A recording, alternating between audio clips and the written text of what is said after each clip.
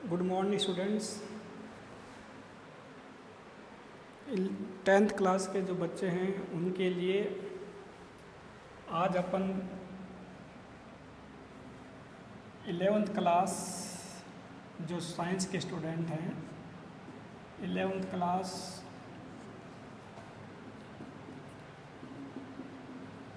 के पहले चैप्टर के बारे में पढ़ेंगे। जो बच्चे साइंस मैथ या बायो लेंगे उनके लिए देखो, पहला जो चैप्टर है अपन वहाँ से शुरुआत करते हैं। चैप्टर नंबर जो फर्स्ट है अपने फिजिक्स का, उसका नाम है भौतिक जगत एवं मापन। भौतिक जगत एवं मापन अपन इस चैप्टर से शुरुआत करते हैं। अभी तुम 10वीं पास की है, इसलिए थोड़ा सा अपन बेसिक नॉलेज बताते हैं। चैप्टर का थोड़ा अध्ययन करने से पहले थोड़ा सा अपन बेसिक नॉलेज देखते हैं। देखो, अपन शुरुआत करते हैं विज्ञान से। विज्ञान, साइंस। आपने 10वीं क्लास में विज्ञान सब्जेक्ट पढ़ा। विज्ञान की परिभाषा क्या आपको आनी चाहिए। वैसे तो विज्ञान को सही तरीके से परिभाषित करना आसान नहीं है, लेकिन फिर भी हम मोटे मोटे तौर पर विज्ञान को एक परिभाषित करें तो अपन कह सकते हैं कि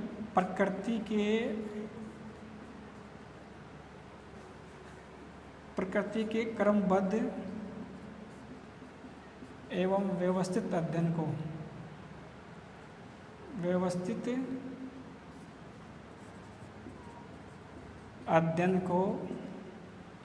विज्ञान कहते हैं। ये अपन मोटे मोटे तौर पर विज्ञान को परिभाषित कर सकते हैं कि प्रकृति के क्रमबद्ध व्यवस्थित अध्ययन को अपन क्या बोलते हैं, विज्ञान बोल सकते हैं। एक सिस्टमेटिक तरीके से अगर अपन प्रकृति या नेचर का स्टडी करें सिस्टमेटिक तरीके से, तो उस चीज़ को अपन क्या बोलते हैं, विज्ञान बोलते हैं। ये मोटे मोटे तौर पर विज्ञान की परिभाषा है। अब थोड़े इस पर अपन आगे चलते हैं तो विज्ञान में से अपन निकाल के लिए भौतिक विज्ञान। भौतिक विज्ञान जो अपन है वो विज्ञान की एक शाखा है, तो अपन इसके बारे में पढ़ेंगे। अंग्रेजी में इसको बोलते हैं फिजिक्स। तो ये जो भौतिक विज्ञान से और शाखाएं हैं, केमिस्ट्री, रसायन विज्ञान है, जीव विज्ञान है, मैथ विज्ञान का ही पार्ट हो गया, लेकिन अपन केवल फिजिक्स के यानी भौतिक विज्ञान के बारे में पढ़ेंगे। विज्ञान के बारे में अपन पढ़ा कि प्रकृति के क्रमबद्ध एवं व्यवस्थित अध्ययन को विज्ञान कहते हैं। क्रमबद्ध और व्यवस्थित क्या बोलते हैं, विज्ञान बोलते हैं। और इसमें से अगर अपन भौतिक विज्ञान को परिभाषित करें तो भौतिक विज्ञान की जो परिभाषित करें तो यहाँ से अपन निकाल के इसको भौतिक विज्ञान को, तो भौतिक विज्ञान देखो क्या होती है, प्रकृति तथा प्राकृतिक घटनाओं की व्याख्या करते हैं। इसमें प्रकृति तथा प्राकृतिक घटनाओं की व्याख्या करते हैं। किसकी शाखा है ये विज्ञान की शाखा है। तो विज्ञान की वह शाखा जिसके अंतर्गत अपन क्या करते हैं, प्रकृति तथा प्राकृतिक घटनाओं की व्याख्या करते हैं, उसको अपन बोलते हैं भौतिक विज्ञान। विज्ञान का पार्ट है भौतिक विज्ञान, फिजिक्स। और विज्ञान के अंतर्गत प्रकृति के क्रमबद्ध और व्यवस्थित अध्ययन या उसका क्रमबद्ध अध्ययन करते हैं। और इसका जो पार्ट है भौतिक विज्ञान, उसमें अपन क्या करते हैं, प्रकृति और प्राकृतिक घटनाओं की व्याख्याओं के बारे में पढ़ते हैं। जैसे प्राकृतिक घटनाओं का मतलब है जैसे दिन और रात का होना, दिन रात का होना, चंद्र ग्रहण सूर्य ग्रहण का होना, इंद्रधनुष का बनना, सूर्यास्त के समय और सूर्य उदय के समय सूर्य का लाल दिखाई देना, ये जो घटनाएं हैं, इन घटनाओं का अपन इस विज्ञान के अंतर्गत अध्ययन करते हैं। तो ये तो अपन मोटे मोटे तौर पर विज्ञान और भौतिक विज्ञान की परिभाषा आई। मेरे ख्याल समझ में आ गया होगा। एक बार मैं दोबारा रिपीट कर देता हूँ। अपन जो है 11वीं क्लास में फिजिक्स का अध्ययन करेंगे, जिसमें अपने पहला चैप्टर है भौतिक विज्ञान, भौतिक जगत एवं मापन। जिसमें से अपन भौतिक जगत और मापन पढ़ने से पहले सामान्य से परिचय दिया है विज्ञान क्या चीज़ होती है, क्योंकि अपन विज्ञान का अध्ययन कर रहे हैं। तो विज्ञान क्या, प्रकृति के क्रमबद्ध एवं व्यवस्थित अध्ययन को विज्ञान कहते हैं। अब इस विज्ञान की शाखा है भौतिक विज्ञान, फिजिक्स। इसमें अपन प्रकृति और प्राकृतिक घटनाओं की व्याख्या करते हैं, प्रकृति और प्राकृतिक घटनाओं की व्याख्या करते हैं। तो किस प्रकार व्याख्या करते हैं इस चीज़ को अपन पढ़ेंगे डिटेल से। तब देखो टॉपिक स्टार्ट करते हैं अपन। ये तो सामान्य सी बात हुई। अब अपन भौतिक जगत और मापन जो अपना चैप्टर है 11वीं फिजिक्स का पहला चैप्टर भौतिक जगत एवं मापन। तो देखो यहाँ अपन शुरुआत करते हैं और समझने का प्रयास करते हैं। इस चीज़ को आपको समझना है, देखना।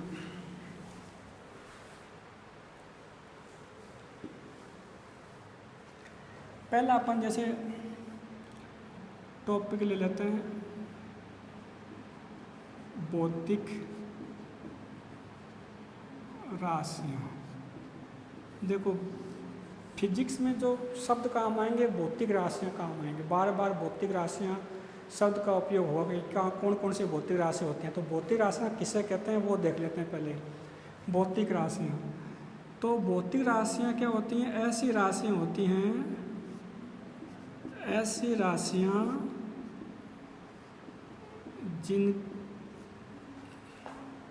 जिनको तोला या नापा या मापा जा सके। ऐसी राशियाँ जिनको तोला या नापा या मापा जा सके, उन राशियों को अपन क्या बोलते हैं, भौतिक राशियाँ बोलते हैं। क्या बोलते हैं, ऐसी राशियाँ जिनको अपन तोल सकें, माप सकें या माप सकें। जैसे द्रव्यमान है उसको अपन तोलेंगे, दूरी को अपन नापेंगे, और जैसे जो लिक्विड है जैसे दूध है उसका अपन मापेंगे, उसको लीटर के द्वारा मापेंगे। तो जिनको अपन तोल सकें, नाप सकें और माप सकें, उन सभी राशियों को अपन क्या कहते हैं, भौतिक राशियाँ कहते हैं। जैसे एग्जाम्पल लें अपन द्रव्यमान, द्रव्यमान को अपन तोलते हैं तो द्रव्यमान भौतिक राशि हो गई। दूरी, समय, बल, कार्य, ऊर्जा, शक्ति, ये सभी क्या हैं, भौतिक राशियाँ हैं, क्योंकि इनका अपन मापन कर सकते हैं, इनको अपन तोल सकते हैं, माप सकते हैं। तो इन सभी राशियों को अपन क्या बोलते हैं, भौतिक राशियाँ बोलते हैं। सुख दुख जो है वो भौतिक राशि नहीं है, क्योंकि इनका अपन मापन नहीं कर सकते हैं। कितने किसी व्यक्ति की खुशी हुई, या जैसे तुम्हारा 10 रिजल्ट आया तो तुम्हें किसी को खुशी किसी को दुख हुआ, तो इसका अपन मापन नहीं कर सकते हैं। इससे सुख दुख है जो भौतिक राशि नहीं है। तो जिनको अपन माप सकें उन सभी राशियों को अपन क्या कहेंगे, भौतिक राशियाँ कहेंगे। एग्जाम्पल मैंने बताया था, जैसे द्रव्यमान है, जैसे अपन किसी चीज़ को तोलेंगे, जैसे चीनी को लाएंगे तो उसका द्रव्यमान होगा, उसको तोलेंगे तो वो भौतिक राशि होगी।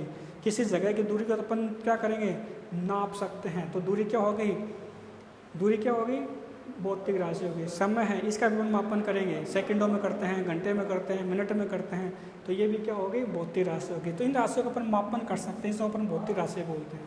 अब देखो इन भौतिक राशियों को अपन 2 भागों में बांट सकते हैं।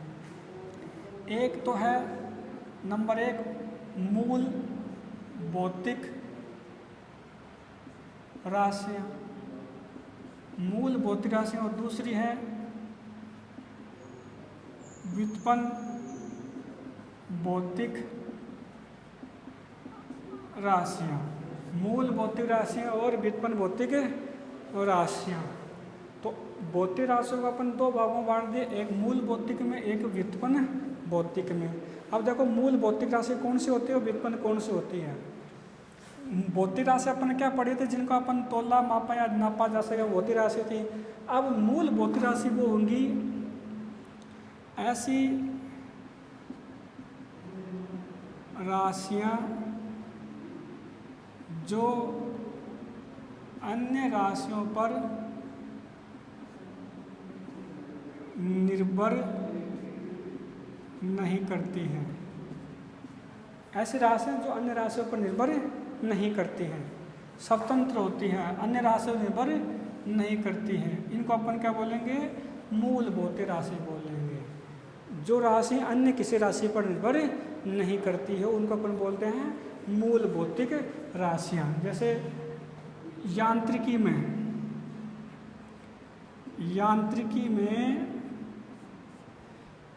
द्रव्यमान है,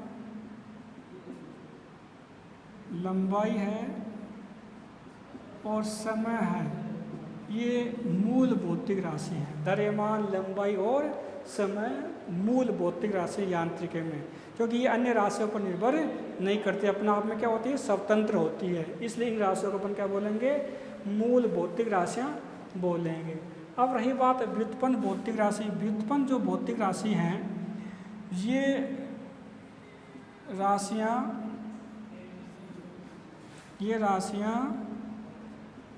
मूल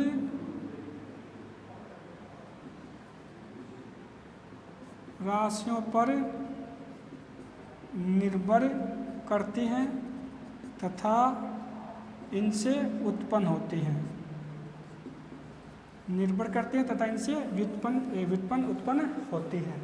ये राशियाँ तो अन्य राशियाँ निर्भर नहीं करती हैं, ये राशियाँ के मूल राशियों पर निर्भर करती है और इसके द्वारा ही व्युत्पन्न या उत्पन्न होती है। इसी को बोलते हैं व्युत्पन्न राशियाँ। जैसे देखो, इसके एग्जाम्पल अपन लें, जैसे आपने ले लिया कार्य, बल ले लिया, चलो छोटा ले लेते हैं, बल ले लिया। बल द्रव्यमान गुणा त्वरण होता है। बल जो है वो द्रव्यमान गुणा त्वरण होता है। तो देखो द्रव्यमान जो है मूल भौतिक राशि है कि नहीं है। फिर जैसे वेग ले लिया, वेग क्या होता है, विस्थापन बटे समय होता है, और विस्थापन एक प्रकार की लंबाई होती है, तो ये लंबाई और समय मूल भौतिक राशि है। चाल ले लिया अपन ने, चाल क्या होता है, दूरी बटे समय होता है, तो दूरी लंबाई होती है, समय है मूल भौतिक राशि। फिर और जैसे अपन और ले लेते हैं, बल ले लिया, कार्य ले लो, ऊर्जा ले लो, शक्ति ले लो, संवेग ले लो, आवेग ले लो, ये सभी राशियाँ जो हैं ये सब व्युत्पन्न राशियाँ हैं, क्योंकि ये सभी राशियाँ किस पर डिपेंड करती हैं, मूल राशियों पर डिपेंड करती है, स्वतंत्र नहीं होती है, अन्य राशियों के द्वारा व्युत्पन्न की जाती हैं, इसलिए को बोलते हैं व्युत्पन्न राशियाँ। तो मैंने भौतिक राशि में दो भागों में बांटा, मूल भौतिक राशि और व्युत्पन्न भौतिक राशि। फिर दोबारा बताओ, भौतिक राशि क्या थी, ऐसी राशियाँ थी जिनका अपन तोल सके, माप सके या माप सके, वो भौतिक राशियाँ थी। जैसे एग्जाम्पल बताइए। फिर इनको दो भागों में बांटा था, मूल भौतिक राशि। तो मूल भौतिक राशि में ऐसे राशियाँ थी जो अन्य राशियों पर निर्भर नहीं करती। एग्जाम्पल मैंने बताया, यांत्रिकी में द्रव्यमान, लंबाई और समय जो है वो मूल भौतिक राशियाँ हैं। व्युत्पन्न भौतिक राशियों में व्युत्पन्न भौतिक राशि जो होते हैं मूल राशियों पर निर्भर नहीं करती है, निर्भर करती है, और इससे क्या होती है, उत्पन्न होती है। जैसे मैंने एग्जाम्पल बताया, चाल दूरी बटे समय, वेग विस्थापन बटे समय, बल द्रव्यमान गुणा त्वरण, तो ये सब चीज़ें हैं ये मूल राशियों पर डिपेंड करती है, इसे व्युत्पन्न राशियाँ बोलते हैं। अब यांत्रिकी में 3 बताइए मूल राशि, वैसे और हैं, वैसे 7 मूल भौतिक राशियाँ हैं, लेकिन यांत्रिकी में 3 हैं, द्रव्यमान, लंबाई और समय। 4 कौन सी हैं वो आगे अपन बताएंगे। 4 राशि और हैं जो मूल राशियाँ हैं, जिनको बारे में आगे डिटेल से पढ़ेंगे। आगे देखते हैं।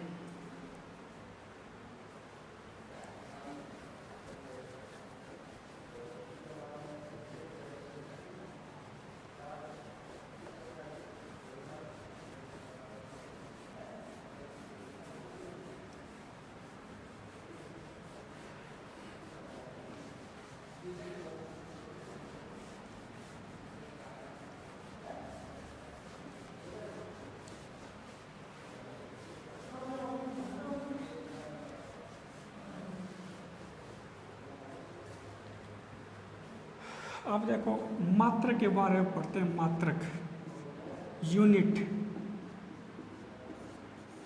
मात्रक क्या होता है, अभी तक अपन ने भौतिक राशि के बारे में पढ़ा, अब अपन मात्रक के बारे में पढ़ रहे हैं। तो देखो मात्रक क्या चीज़ है। किसी भौतिक राशि के मापन के लिए, कोई भौतिक राशि है उसके मापन के लिए नियत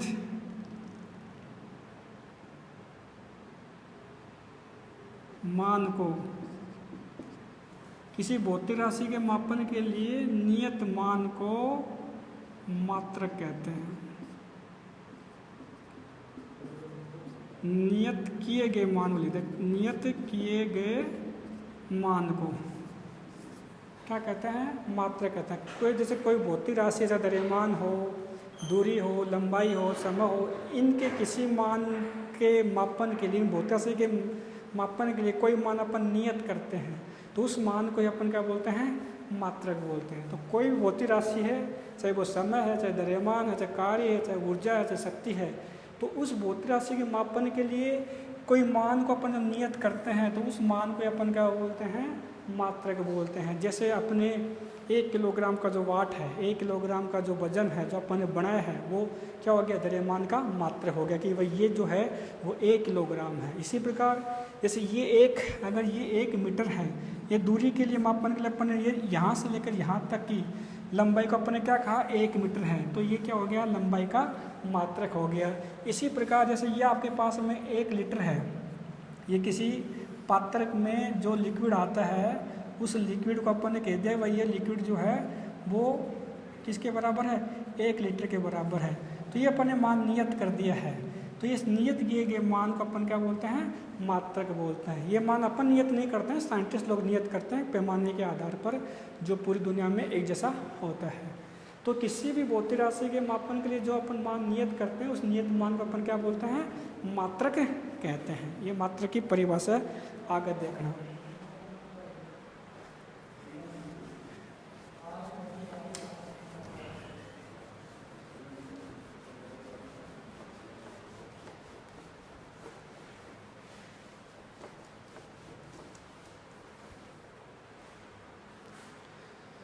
अब देखो अपन इन मात्रकों की पद्धतियों के बारे में पढ़ते हैं। मात्रकों की पद्धतियाँ,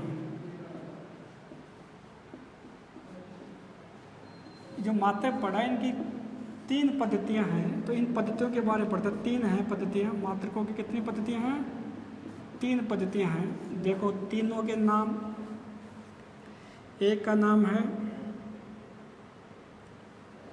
MKS पद्धति, ये शॉर्ट नाम है, पूरा नाम बताएंगे, पूरा नाम लिख देते हैं। M मतलब मीटर, K मतलब किलोग्राम और S मतलब सेकंड। मीटर, किलोग्राम, सेकंड पद्धति। नंबर 2 सीजियस पद्धति। C का मतलब सेंटीमीटर, G का मतलब ग्राम और S का मतलब सेकंड। सेंटीमीटर, ग्राम, सेकंड पद्धति। तीसरा है FPS पद्धति। F का मतलब फुट, P का मतलब पाउंड और S का मतलब सेकंड पद्धति। तो ये मात्रों की 3 पद्धतियाँ हैं, MKS पद्धति, सीजियस पद्धति और FPS पद्धति। MKS का पूरा नाम मीटर, M मतलब मीटर, K मतलब किलोग्राम, S मतलब सेकंड पद्धति। सीजियस का मतलब C का मतलब सेंटीमीटर, G का मतलब ग्राम, S का मतलब सेकंड पद्धति। FPS मतलब F का मतलब फुट, P का मतलब पाउंड और S का मतलब सेकंड। ये मात्रों की 3 पद्धतियाँ हैं। अब देखो इनका मतलब क्या होता है। MKS, यहाँ मीटर है, ये क्या है? लंबाई है। तो इस पद्धति में लंबाई किस में आती है? मीटर में आती है। MKS पद्धति में लंबाई मीटर में। किलोग्राम, ये द्रव्यमान, द्रव्यमान किस में आएगा? किलोग्राम आएगा और ये समय का मात्रक है, सेकंड है। तो MKS पद्धति में जो लंबाई है वो मीटर में, द्रव्यमान किलोग्राम में और समय सेकंड में होता है। सीजियस पद्धति में जो लंबाई है वो किस में होती है? सेंटीमीटर में। द्रव्यमान है वो होता है ग्राम में और समय जो होता है वो होता है सेकंड में।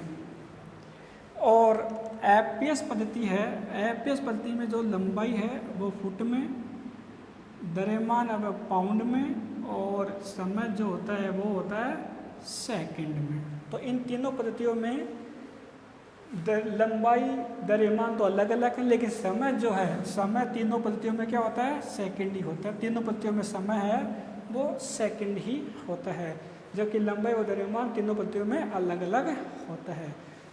तो MKS मतलब मीटर किलोग्राम सेकंड पद्धति, जिसमें लंबाई मीटर में, द्रव्यमान किलोग्राम में, समय सेकंड में होता है। CGS पद्धति में मतलब लंबाई सेंटीमीटर में, द्रव्यमान ग्राम में और समय सेकंड में होता है। और FPS पद्धति में लंबाई फुट में, द्रव्यमान पाउंड में और समय सेकंड में होता है।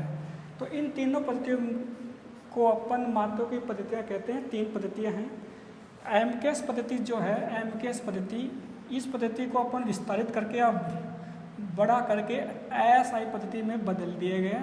ASI पद्धति का मतलब अंतर्राष्ट्रीय पद्धति, सिस्टम ऑफ इंटरनेशनल। तो ये MKS पद्धति है, इसी का विस्तृत रूप क्या है, ASI पद्धति है, जिसको अपन फिजिक्स में इसी पद्धति का उपयोग करेंगे। तो MKS पद्धति का विस्तारित रूप हो गया ASI पद्धति।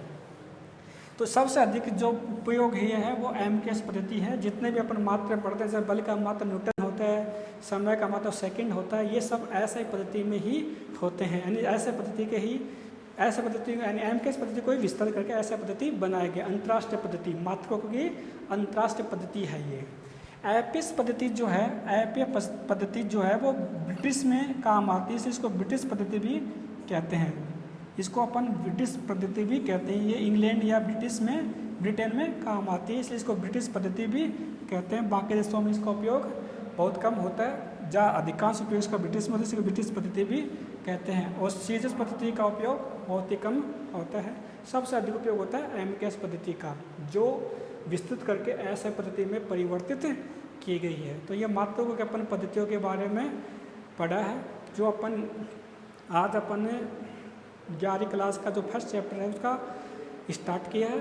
कोई दिक्कत हो तो आप बता सकते हो यूट्यूब के द्वारा, व्हाट्सएप के द्वारा। धन्यवाद, थैंक यू।